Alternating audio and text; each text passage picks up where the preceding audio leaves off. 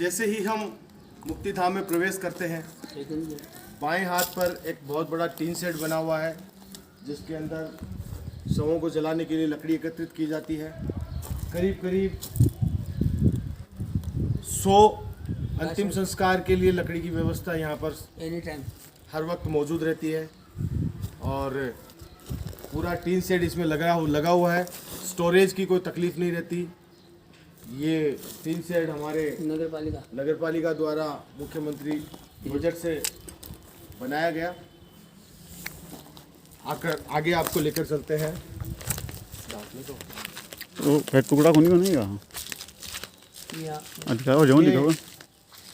पूर्व में जिस प्रकार इधर बहुत सारी अलग अलग समाजों की, अलग अलग परिवारों की मनमर्जी से अलग अलग व्यवस्था यहाँ पर अंतिम संस्कार के लिए दी रखी थी, जिसको बाबा ने शुरुआत करते हुए सारी जो भी यहाँ पर राख थी, जो अंतिम संस्कार हुए थे, उनको सबको एकत्रित करके हरिद्वार पहुँचाया। उसके बाद में प्रत्येक समाज, प्रत्येक वर्ग के लिए अलग अलग टीन शेड यहाँ पर तैयार करवाए गए।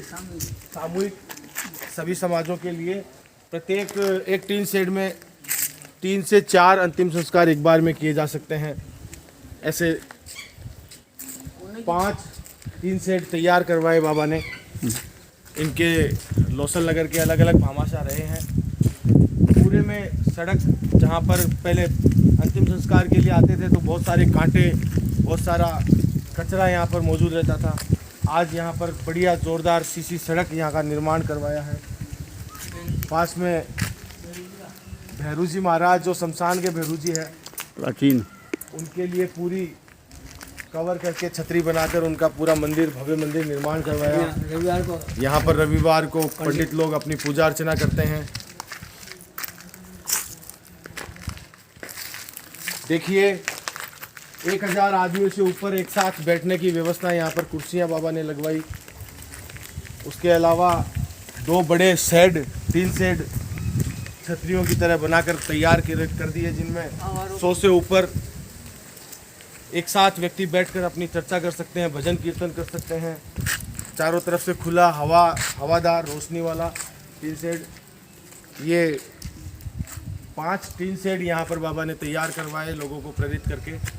आज जो भी ये शमशान घाट देखने में हरा भरा, हरियाली से एकदम ओत-प्रोत जोरदार जो तैयार है, ये बाबा की बहुत बड़ी मेहनत और परिश्रम का परिणाम है। संस्कार के लिए जाने के लिए डेगची, छतरी के लिए बेड़ी, ट्रॉली। तकनीक के मामले में हमारे बाबा काफ़ी आगे हैं। इन्होंने घी देने के लिए जैसे काफ़ी दूर से आराम से 20 फीट लंबा पूरा डेगची वेगची तैयार करके उसके साथ अंतिम संस्कार में काम में लेने वाले सारे यंत्र यहाँ पर उपलब्ध करवाए बाबा ने। आगे आप देखेंगे पूरे शमशान घाट में हरियाली का जो आलम है वो आपको लोसल शमशान भूमि के अलावा कहीं देखने को नहीं मिलेगा।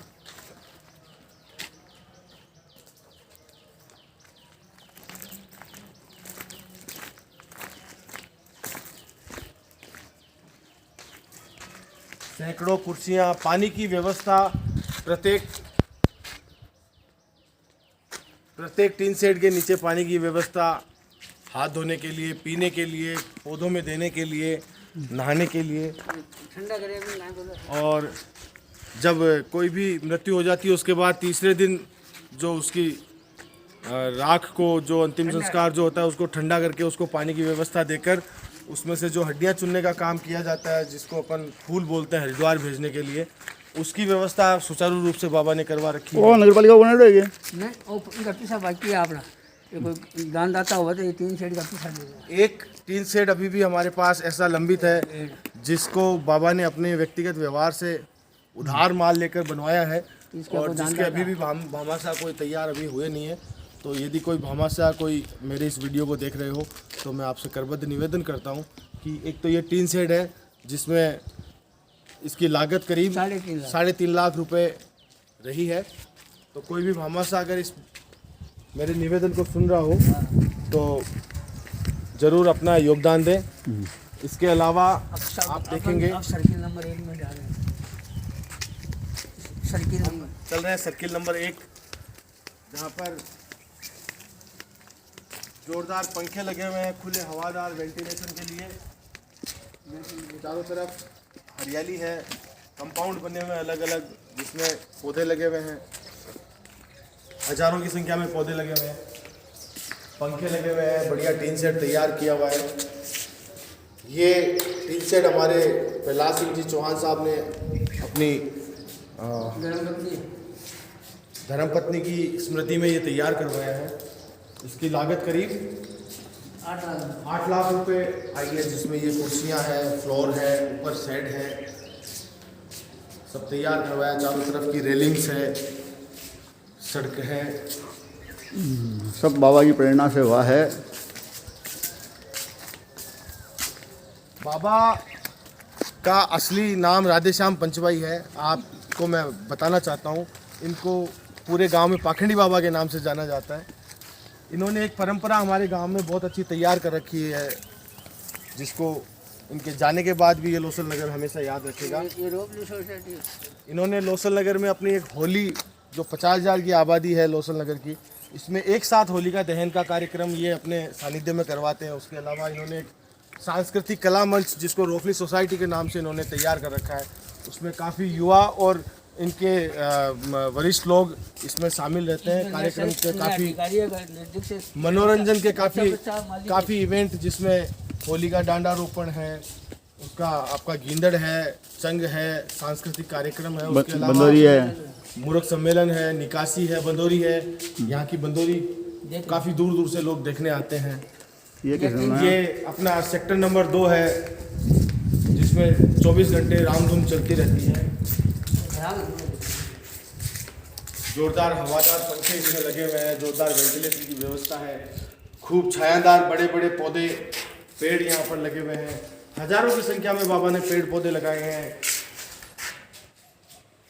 हरियाली पर काफ़ी फोकस किया है बाबा ने, जिससे किसी भी व्यक्ति को आने पर बैठने में कहीं कोई तकलीफ, कोई छाया की देखने की ज़रूरत नहीं पड़े।